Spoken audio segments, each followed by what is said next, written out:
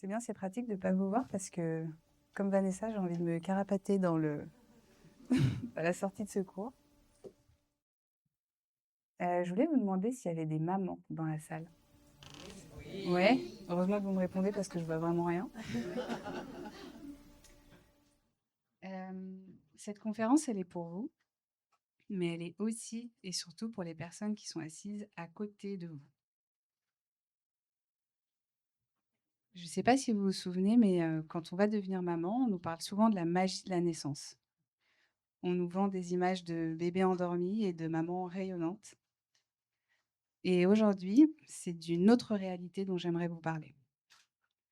Une réalité qui se joue quand on rentre de la maternité et qu'on est de retour à la maison.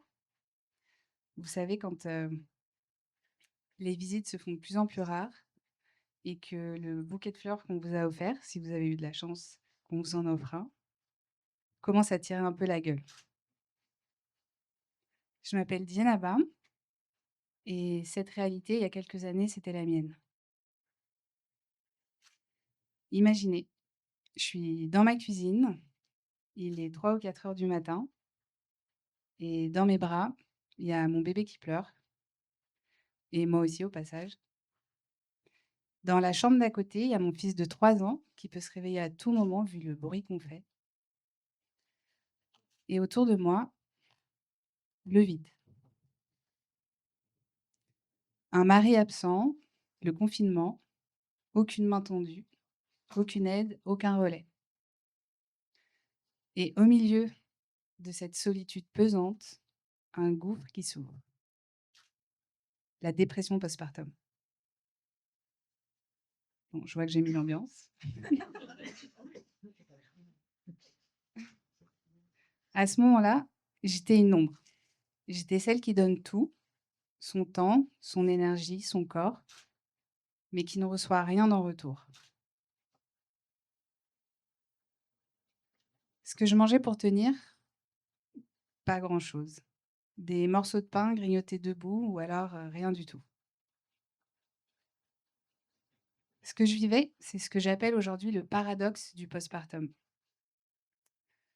Une période intense où, alors que nos besoins sont au plus haut, notre propre survie passe au second plan. À cette époque, j'étais déjà diplômée de l'école de cuisine Ferrandi et j'étais passionnée par la naturopathie. J'étais chef de mon propre restaurant, mais seule face à l'épuisement, mon savoir me servait à rien. Et c'est là, dans cette solitude absolue, qu'est née une conviction profonde. L'alimentation n'est pas un détail logistique, c'est le premier remède. Le postpartum nous plonge dans une bataille contre la fatigue, les carences et les volcans d'émotions. Et dans cette bataille, l'alimentation est trop souvent minimisée, alors que c'est la première clé pour pouvoir récupérer et retrouver son équilibre. Je ne suis pas ici seulement en tant qu'experte de la cuisine postnatale. Je suis ici parce que j'ai été cette maman oubliée. Et j'ai décidé que mon expérience ne servirait pas à rien. C'est mon histoire. J'ai vécu ce paradoxe cruel, être le pilier de deux petits êtres, alors que je m'effondrais moi-même. Dans ces moments-là, on ne pense pas à manger, on survit. Mais c'est précisément là que le piège se referme parce que sans carburant, le corps et l'esprit ne peuvent pas entamer leur récupération.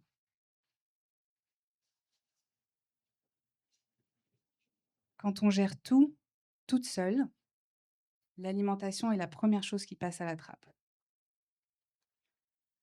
On grignote ce qui traîne, on mange pas du tout, ou alors on bouffe. On bouffe, on bouffe, on bouffe le vide, on bouffe ses émotions, on bouffe le paquet de pépitos qui traîne. Oui, c'est du vécu. Et j'ai réalisé après coup que mon assiette vide était le reflet de mon isolement. J'ai compris que si quelqu'un avait été là pour me préparer un bon repas chaud, le poids mental que je portais aurait été ne serait-ce qu'un tout petit peu allégé et mon corps correctement nourri.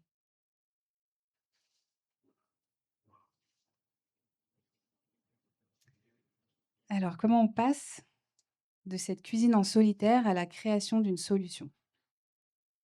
Par un constat brutal. J'avais le diplôme le plus prestigieux de la gastronomie française, mais j'avais pas l'énergie de me faire cuire un œuf. C'est dans ce paradoxe que j'ai créé mon entreprise de traiteur postpartum que j'ai appelée Ho'oponopono. Je ne sais pas si vous connaissez ce mot? Oui, je sais qu'il y a beaucoup de thérapeutes dans la salle. Le Ho'oponopono est une pratique ancestrale hawaïenne de réconciliation. Elle se base sur la croyance que ce qui se passe, ce que nous vivons à l'extérieur est le reflet de ce que nous vivons à l'intérieur. Donc au lieu d'essayer de maîtriser l'extérieur ou de tout faire parfaitement, on va venir prendre soin et apaiser de ce qui est là, maintenant. Les tensions, les émotions, les conflits. Elle s'appuie sur des phrases très simples. Désolé, pardon, merci, je t'aime. Je vois qu'il y en a qui connaissent.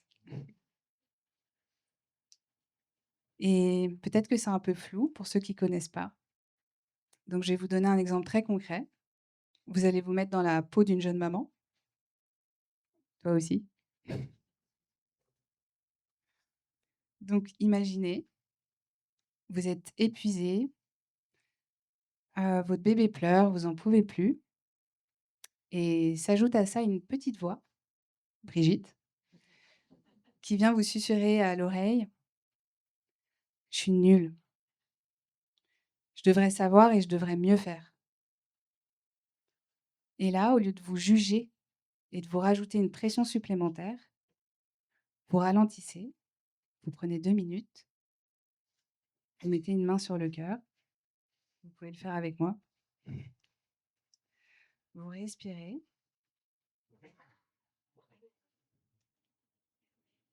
et vous vous dites intérieurement ou à voix haute, c'est comme vous voulez: «Désolée de me mettre autant de pression». Et on respire. «Pardon de ne pas être plus douce avec moi-même. Merci de faire de mon mieux, ici et maintenant.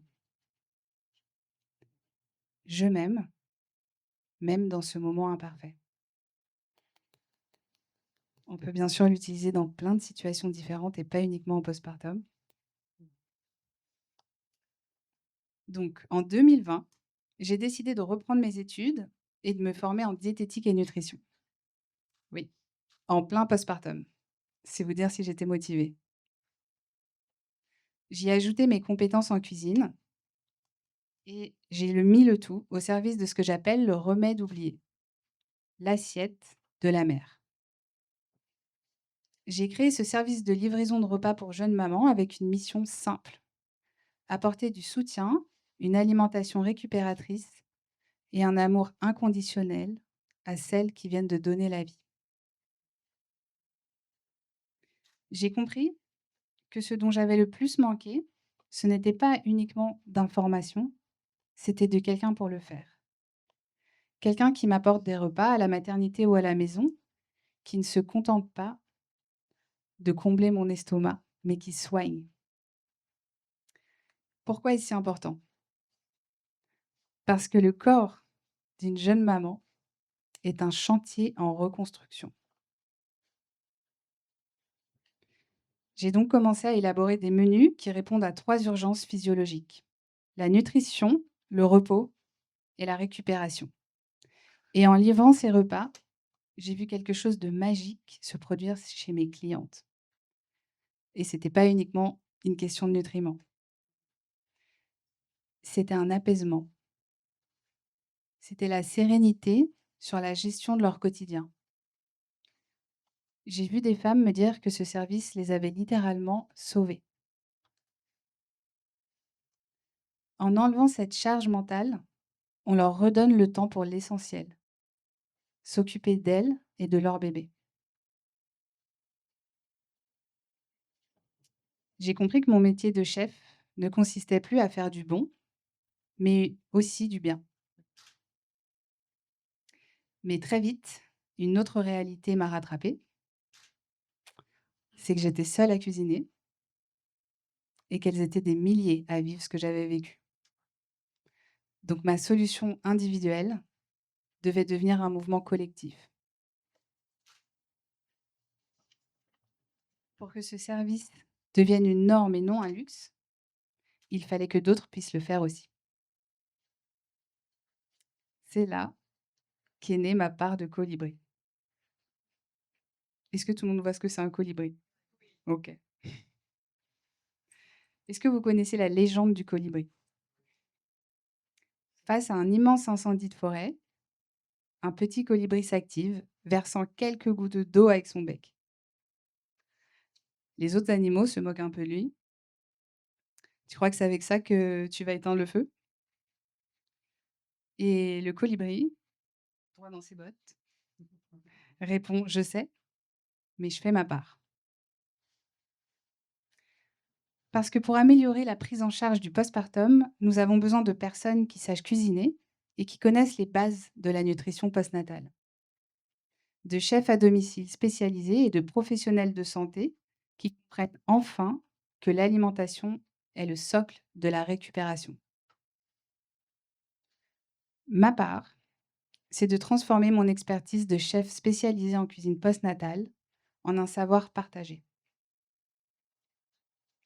J'ai décidé de former une armée d'alliés pour soutenir les mamans.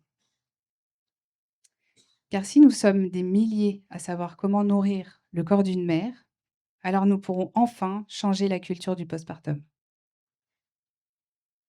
Ce n'est plus mon histoire, c'est notre responsabilité collective.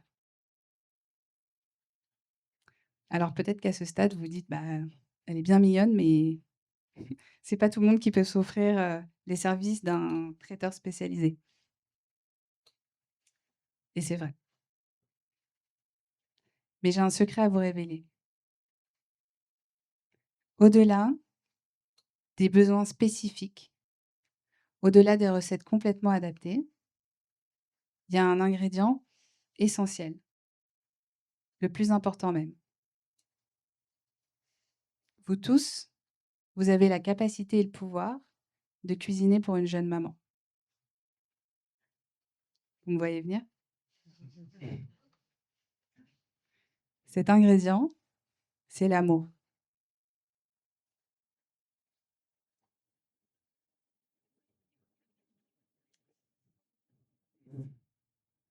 C'est bien joli, mais plus concrètement. La cuisine postnatale, c'est rien de compliqué. C'est la cuisine de convalescence de nos grands-mères, du monde entier. Donc ici, on pourrait parler des soupes, des bouillons, de la blanquette, un peu revisitée. À la place du riz blanc, on servira du riz semi-complet. On fera la part belle aux légumes. On ajoutera des épices dans les bouillons. Si vous devez retenir qu'une seule chose, c'est qu'on va venir soulager la digestion des mamans. Et là, je vais ricaner comme eux. Je vais vous donner une image pour que vous compreniez pourquoi est-ce qu'il faut les aider. Imaginez que vous venez d'accoucher et vous devez aller aux toilettes pour la première fois. Vous avez l'image? Vous voyez qu'on a besoin de soutien ou pas? Je pense que toutes les femmes qui ont accouché ici savent précisément de quoi je parle. Donc, on va les aider là-dedans, on va leur donner des plats les plus digestes possibles, mais pas uniquement pour juste après l'accouchement, c'est pour les semaines qui suivent et aussi parce que je ne sais pas si vous savez, mais la digestion, ça prend une énorme partie de notre énergie. Alors qu'on a besoin de cette énergie-là pour s'occuper de son bébé, régénérer son corps ou allaiter.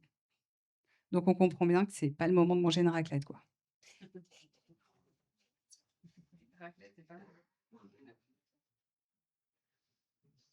Alors pour finir, j'aimerais vous poser une question. La prochaine fois qu'une personne de votre entourage donnera la vie, Qu'allez-vous lui offrir comme cadeau de naissance?